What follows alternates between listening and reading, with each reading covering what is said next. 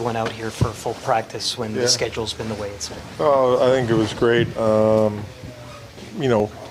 It seems like it's been a while since we got a full practice, and it was good, and it was good to see Austin out there skating with us. So that was a good sign, and I think everybody's excited about him being out there too.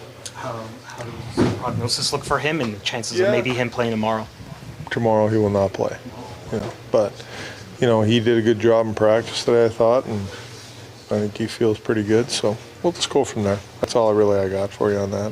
Is Oliver a guy that could be available tomorrow? Well, we'll have to see how he's feeling, So kind of play that one by ear, right now. More specifically, what did you want to get out of today? Just clean up some of those things you mentioned the other day? Yeah, just reps and getting through things, like our rush defense and D-zone coverage and some power play. And it's just we got to be more consistent in our defensive game. It's not like it's terrible, but there's breakdowns, and we got to be better and find a way to keep more pucks out of our net. What do you think is leading to some of those rush chances in this last little bit? To me, there's a couple areas. Puck management is one, and just quicker reloads by our forwards. It's not so much just our F3, it's our F1 and F2 is kind of getting beat up the ice by their D, and now there's gaps, and now teams are coming in, delaying, making plays off the rush, and things like that. So, we got to have numbers back quicker than we are right now. It's more urgency, and it's puck play, not turning pucks over in high ice, because that's difficult, right? I mean, you turn a puck over in the high ice in the offensive zone, and teams are, they're coming. So we've got to be better at that. You talked about Matthew Hines not necessarily being the same he was before the injury. How do you help work with someone like him? Yeah, we showed him a lot of video today, and he went over with him, and he's just got to get to, getting involved more. For me, it's a little bit more reckless. That's the way he played before. Big body guy, could skate extremely well, heavy. I mean, just got to get reckless again a little bit in his game, just getting more involved, and that's really what it boils down to with him. Is that just kind of also telling him where the line is between reckless, just not taking a penalty? Yeah, no, I'm not talking about that. It's like just skating and getting on a forecheck, and then moving all the time, getting to the net, just winning them battles and things like that. He was so good at that before he got the injury, and just hasn't gotten to that level again. Would you like in David Camp that you Yeah, well, I know I had Camper up there before, and then I moved Homer up there, and just trying to find a little bit more balance there with that line. I like Domi's line right now. They're producing for us, so I didn't want to break them up, and that's all. I just trying to find something, go up there in that hole. What are the advantages of having played New York so recently? Well, we know what they are, and they've been a certain way for quite some time as a team. Their identity of how they play, and they're a patient team. They don't give you a ton. You got to earn your chances, and then it's important for us not to get impatient. And we got to stay with it, and it could be a real tight game. So we just got to stay with it. I think that at times throughout the, just going in the past, and I wasn't here, but I looked into it a little bit. It's just getting impatient at times and not committing to staying patient and, take what they give you. That's it. And we got to do a good job of that. I thought last time we played them here, we just opened it up too much, and they capitalized on the chances, and I think more than anything, that's the biggest key tomorrow.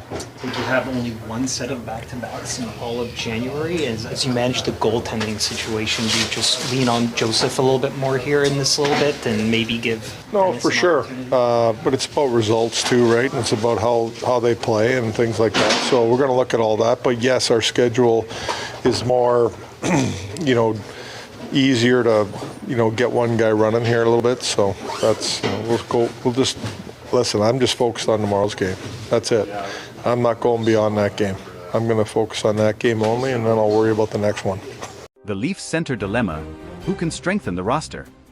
If you're a Toronto Maple Leafs fan like me, you know the team's center depth has been a constant concern this season.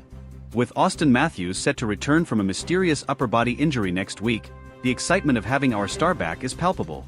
However, there are still serious issues to address in the center position to keep the team competitive and, of course, fuel our playoff dreams. David Kampf, a key piece in the center rotation, is sidelined with a lower body injury. As if that weren't enough, Kaye Jarnkrok is still recovering from surgery, leaving another gap in the lineup. Max Domi, expected to be a versatile asset, has been placed on injured reserve, further aggravating the situation after missing consecutive practices due to lingering pains. To sum it up, the Leafs are missing 4 functional centers, and the pressure to act is mounting. James Myrtle, a respected Leafs analyst and contributor to The Athletic, highlighted a series of potential trade targets to address this dilemma during his appearance on the J.D. Bunke's podcast. Among the names mentioned, 2 stood out: Nick Jugstad and, for the nostalgic fans, a possible reunion with Ryan O'Reilly. Jugstad seems to be Myrtle's favorite, and for good reason. The player, who signed a 2-year deal with the Utah Hockey Club last offseason, carries a manageable $2.1 million cap hit, which is essential for a team as salary cap-strapped as the Leafs. Additionally, standing at 6 feet 6 inches and weighing 205 pounds, he would bring not only physicality but also consistent offensive contributions. Jugstad is the most viable option for the Leafs right now, Myrtle stated on the podcast. And he's right. Experienced and versatile, Jugstad has played for several teams, including the Florida Panthers, Pittsburgh Penguins, Minnesota Wild, and Edmonton Oilers, and could quickly adapt to the Leafs' dynamic. With an affordable contract and a solid track record, he offers a practical solution without sacrificing too many future assets. However, it's impossible to ignore the possibility of a Ryan O'Reilly return. Yes, we know he chose the Nashville Predators last summer in search of a quieter environment, but the Leafs management still holds him in high regard. The 2019 Stanley Cup-winning captain with the St. Louis Blues is precisely the type of player any contender would love to have on their roster. However, the cost of bringing him back would be steep, both in terms of trade assets and cap space adjustments, as Nashville or a third team would need to retain part of his salary. I don't think the O'Reilly scenario is entirely out of reach, Myrtle said, showing that there's optimism within the organization. However, there are doubts about how much it's worth investing in a 33-year-old player, even with his impeccable credentials. Meanwhile, cheaper internal options like Steven Lorentz, Connor Dewar, Pontus Holmberg, and Fraser Minton have been mentioned. But let's be honest, these names might serve as short-term stopgaps, but they're far from offering the stability and impact the team needs. The pressure is all on GM Brad Treliving. He knows that despite the Leafs' solid performance so far, the center position is crucial to sustaining any championship aspirations. With the trade deadline approaching, Treliving has likely intensified his efforts to finalize a deal. And we, the fans, are eagerly awaiting good news. For now, all we can do is trust that the team can weather this tough phase and hope a solution, whether it's Jugstad, O'Reilly, or another name, arrives before things spiral out of control. After all, as we all know, the Leafs don't have the luxury of wasting another season with a promising but incomplete roster. The time to act is now. The Leafs center dilemma, expanding on the potential solutions. The Toronto Maple Leafs, amidst another promising yet tumultuous season, face one of their most pressing challenges, addressing a depleted center lineup that threatens to derail their momentum. While the return of Austin Matthews is a beacon of hope, the broader picture remains dire, requiring urgent action from the front office. With Kampf, Jarnkrok, and Domi sidelined, the team's depth has been stretched thin. The immediate impact is clear on both ends of the ice. Defensively, the Leafs are struggling to suppress opposing top lines without reliable two-way centers. Offensively, puck distribution and power play setups have been less dynamic, as the makeshift lineups lack the same chemistry. This imbalance underscores the necessity for reinforcements. Nick Jugstad, as highlighted by James Myrtle, presents the most realistic trade option. His affordable contract and towering physical presence align perfectly with the Leafs' needs. Beyond his imposing stature, Jugstad brings versatility. He can play both center and wing, a flexibility that would allow head coach Sheldon Keefe to adjust the lineup dynamically. However, acquiring Jugstad isn't without complications. The Utah Hockey Club, formerly the Arizona Coyotes, is currently rebuilding but may still demand a premium return for their experienced forward. The Leafs will likely need to part with a mid-tier prospect or draft pick to make the deal work.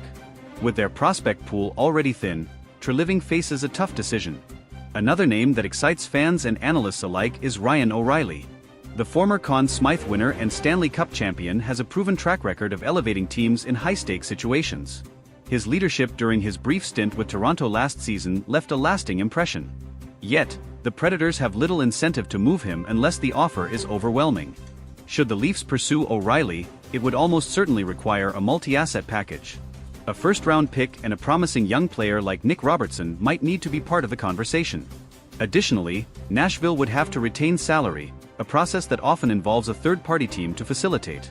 The logistics are challenging but not insurmountable. Internal options like Pontus Holmberg and Fraser Minten offer short-term relief but lack the experience needed for a deep playoff run. Holmberg has shown flashes of potential, but his limited NHL exposure raises questions about his readiness for a consistent role. Minten, while promising, is still developing and would be better served continuing his growth in the minors. A wild-card option could be exploring European leagues or waiver claims to unearth an overlooked talent. Teams like the Vegas Golden Knights and Colorado Avalanche have found gems in unconventional ways, and the Leafs scouting department may need to cast a wider net to uncover an affordable, immediate solution. Another factor complicating the Leafs' decisions is the looming salary cap crunch. With Matthews' extension set to kick in soon, Toronto must be mindful of every financial commitment. Adding a high-priced center now could limit flexibility during the off-season, forcing Treliving to juggle short-term needs against long-term sustainability. Trade timing will also play a pivotal role. Acting quickly could stabilize the team and prevent further slip-ups in the standings, but it may come at the cost of negotiating leverage. Alternatively, waiting closer to the deadline could yield better deals as selling teams grow more desperate. The risk, however, is enduring several more weeks of uncertainty. Sheldon Keefe's role in navigating this storm can't be overstated. His ability to extract maximum effort from an injury-riddled lineup will be crucial. Keefe has already experimented with unconventional line combinations, but the lack of true centers limits his tactical options. A new acquisition would provide the stability he needs to implement a more structured game plan. The Leafs locker room has remained resilient through adversity, with veterans like John Tavares and Morgan Rielly stepping up as vocal leaders. However, even their efforts may not be enough to overcome the absence of key personnel. Reinforcements are not just a luxury, they're a necessity. For fans, the anxiety is palpable. After years of playoff heartbreak, this season feels like another chapter in the saga of unmet expectations. Yet, there's cautious optimism. The team has shown glimpses of brilliance, and the addition of a solid center could be the missing piece that transforms them from contenders to genuine threats. As the trade rumors swirl, one thing is certain: the next few weeks will be critical in shaping the Leafs season. Whether it's Bjugstad, O'Reilly, or an unexpected name, the decision made by Brad Treliving and his staff could define not just this campaign, but the team's trajectory for years to come. For now, we wait, hopeful that the Leafs will seize the moment and finally deliver on their immense potential. Will the Leafs make their move? As the speculation intensifies, the Leafs fan base is holding its collective breath, waiting for signs of a breakthrough.